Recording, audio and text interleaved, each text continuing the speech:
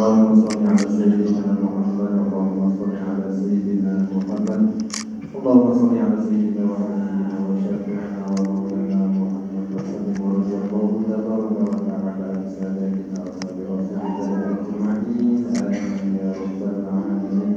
اللهم قوم الاسلام والايمان والمسلمين والمسلمات والمؤمنين والمؤمنات وانصرهم على معاند الدين رب اختم لنا من كرب الخير يا خير الناصرين برحمتك يا ارحم الراحمين.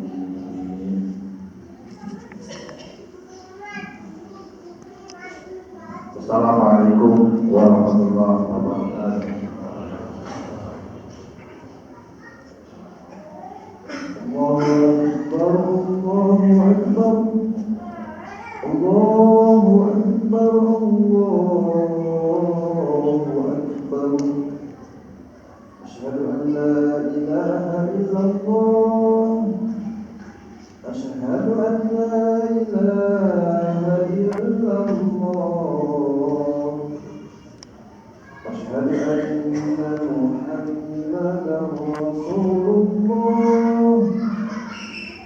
asyhadu anna Muhammadan Rasulullah.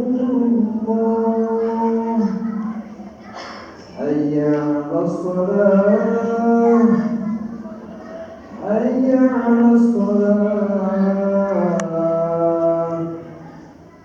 hayya 'alal falah, hayya 'alal falah. Allahu Akbar, Allahu Akbar. La ilaha illallah.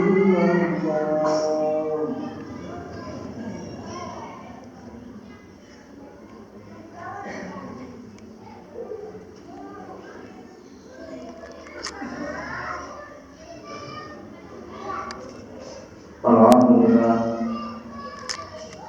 alhamdulillah di antara sanina kami guru ini yang sedang dimana ma'imani. Asyhadu an la ilaha illallah wal kalimul haqqul mubin wa asyhadu anna sayyidina Muhammadan abduhu wa rasuluhu sallallahu alaihi wasallam. Allahumma shalli wa sallim ala sayyidina Muhammadin wa ala alihi wa sahbihi ajma'in.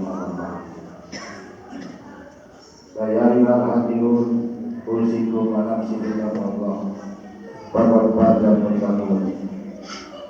Alhamdulillah masyaitan rajim.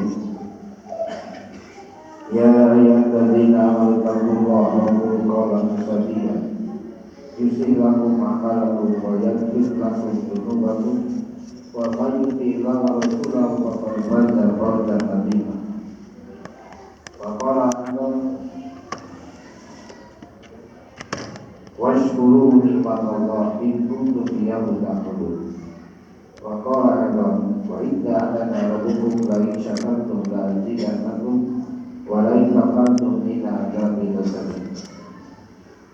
Wa qala Rasulullah sallallahu alaihi wasallam fatarus bi masyukur wa taqdiruhu. Hadirin sidang Jumat yang dimuliakan Allah Subhanahu wa taala, mensyukuri nikmat Allah adalah sesuatu yang wajib. Apabila kita mensyukuri nikmat Allah, maka janji Allah Subhanahu wa taala nikmat itu akan ditambah. Dan sebaliknya, kalau kita ingkar kepada nikmat Allah, tidak bersyukur atas nikmat Allah, maka yang akan kita dapatkan adalah siksa yang sangat pedih. Maka segala sesuatu yang terjadi kepada kita, baik itu secara pribadi atau lingkungan, bahkan negara, malapetaka, itu hakikatnya adalah karena tidak bersyukurnya kita kepada Allah Subhanahu wa taala. maka terjadi seperti itu. Oleh karena itu, kita sebagai manusia yang beriman kepada Allah Subhanahu wa taala wajib bersyukur atas nikmat Allah. Baik itu nikmat kecil atau nikmat besar. Allah Subhanahu wa taala memberikan kenikmatan kepada kita, hakikatnya secara garis besarnya kenikmatan itu terbagi dua bagian. Yang pertama ada yang disebut nikmatul ijad, yaitu nikmat kita dilahirkan ke dunia. Kita berada di dunia ini bukan semata-mata keinginan orang tua kita atau keinginan kita sendiri, tapi pada hakikatnya kita dilahirkan oleh Allah Subhanahu wa taala yang mengemban suatu tugas yang paling utama bagi kita, yaitu beribadah kepada Allah Subhanahu wa taala. Karena dengan demikian maka kita wajib bersyukur kepada Allah karena kita sudah berada di muka bumi ini dan menjadi makhluk yang paling dihargai, makhluk yang paling mulia di sisi Allah Subhanahu wa taala. Walaupun karomna bani Adam, kita sebagai umat manusia adalah makhluk yang paling berharga, makhluk yang paling utama, bahkan makhluk yang paling hebat, baik dari segi fisiknya atau yang lainnya.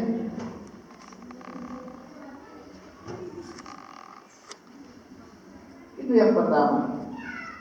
Yang kedua, nikmatul imdad, yaitu nikmat selain daripada nikmat kita sudah berada di muka bumi ini dan diciptakan oleh Allah Subhanahu wa taala, maka nikmat-nikmat yang lainnya yang kita dapatkan, nikmat sehat dan sebagainya, kalau kita hidup tidak akan bisa dihitung oleh kita sendiri.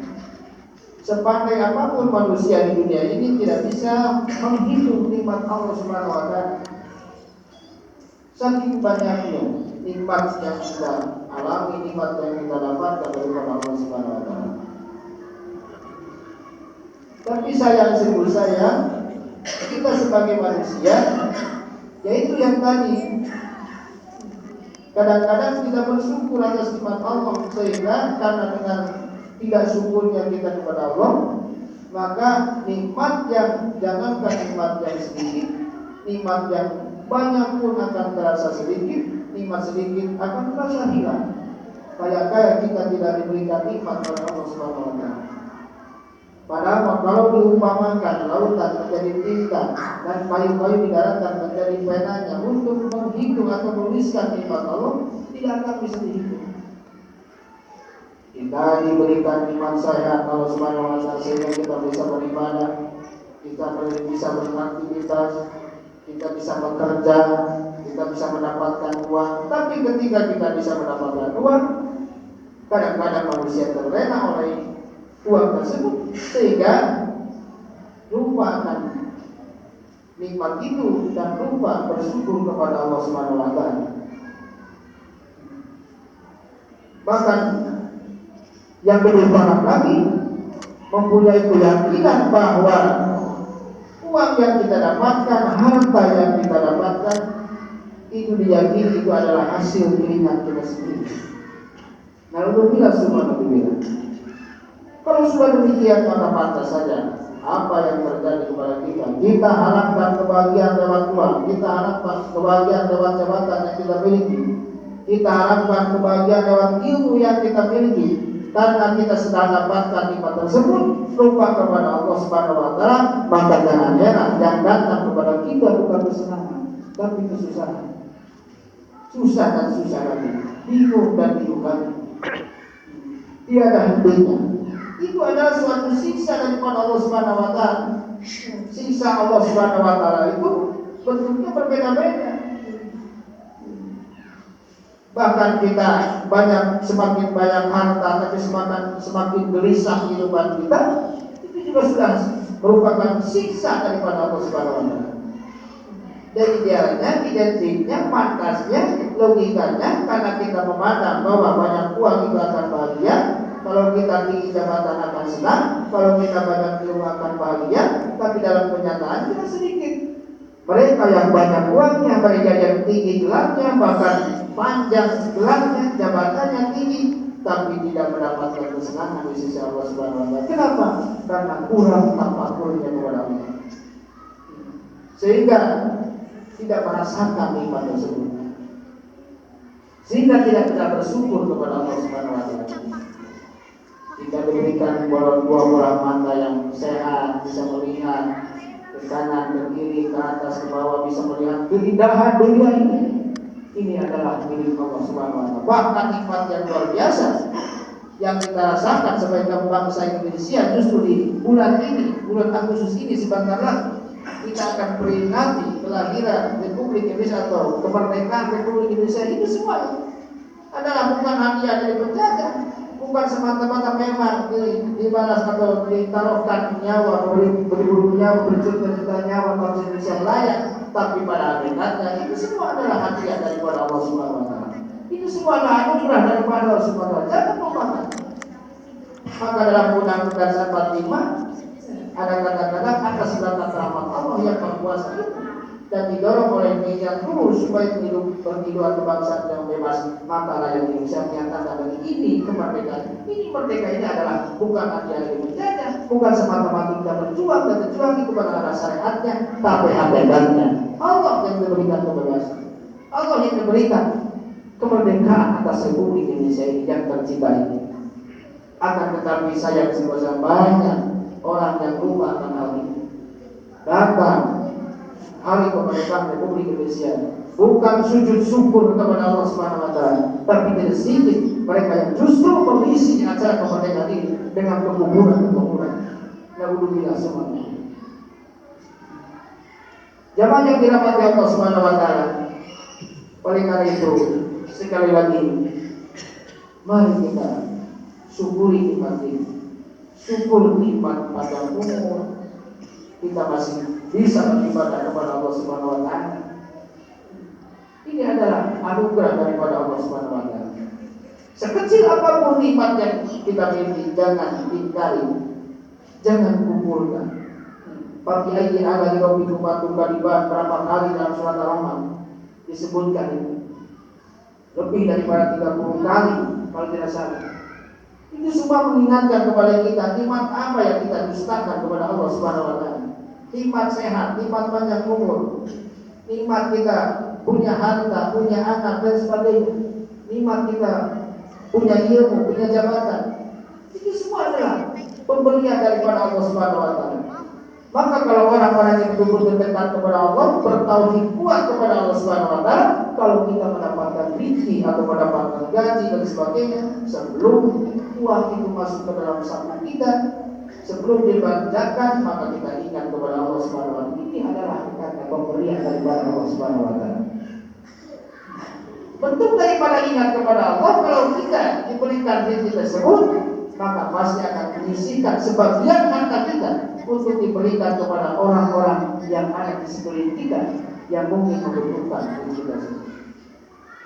Jemaah yang dirahmati Allah Subhanahu wa Ta'ala, maka buah daripada tafakur pasti akan membuahkan syukur, dan buah daripada syukur pasti akan mendapatkan nikmat daripada Allah Subhanahu wa Ta'ala semakin berkah.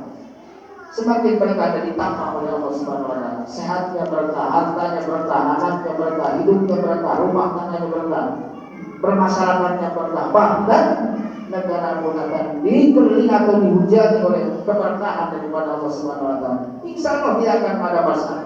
Kalau benar-benar betul-betul kita semua dari yang terendah, yang terkecil, pemerintahan yang terkecil sampai pemerintahan yang terbesar, yang tertinggi, semuanya pada syukur kepada Allah Subhanahu wa Ta'ala. Walau anna ala qura amanu wa taqaw la fatahna alaihim barakatin minas samai wal ardi kadabu fahana bima kanu yaksubun.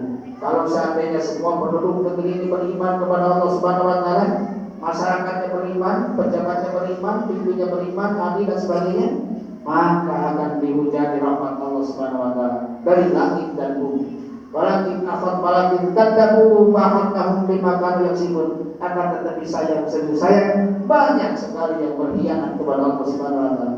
Banyak sekali yang tidak bersyukur atas nikmat tersebut. Banyak sekali yang menggunakan jabatan ini tidak sesuai dengan aturan Allah, sewenang-wenang, yang pada akhirnya walakin kadzabu fa'akhadnahum bima kanu yaksibun, maka Allah akan menurunkan siksaan yang luar biasa. Bima kanu yaksibun, sesuai dengan perbuatannya. Jamaah yang dirahmati Allah Subhanahu wa taala. Oleh karena itu, lewat khutbah yang singkat ini, mari kita tingkatkan rasa syukur kita kepada Allah Subhanahu wa taala. Sekecil apapun nikmat yang kita alami, nikmat yang kita dapatkan, jangan melupakan syukur kepada Allah Subhanahu wa taala. Karena dengan syukur ini, maka kehidupan kita, nikmat kita akan ditambah oleh Allah Subhanahu wa taala, dan insya Allah kehidupan kita akan semakin berkah di dunia dan di akhirat. Amin amin amin ya rabbal alamin. Barakallahu lana wa lakum wa nafa'ana bikum wa ayati wa bihamdi. Wa nafa'ana wa minkum bi rahmatillahi wa barakatuh.